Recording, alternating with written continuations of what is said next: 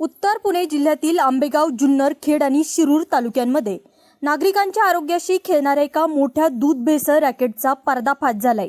अन्न व औषध प्रशासनाने या परिसरातील विविध दूध संकलन केंद्रावर धडक कारवाई करत छापे टाकले आहे। या कारवाईत पुणे आणि नगर जिल्ह्यातील दूध भेसळ करणाऱ्या 13 संशयितांना रंगेहात ताब्यात घेण्यात आले आहे। प्राथमिक माहितीनुसार या सर्व संशयितांना पुढील कारवाईसाठी मंचर पोलिसांच्या ताब्यात देण्यात आले आहे। मंचर पोलीस ठाण्यात या प्रकरणी रीतसर गुन्हा दाखल करण्यात आला असून सर्व आरोपींना न्यायालयात हजर करण्याची प्रक्रिया सध्या सुरू आहे।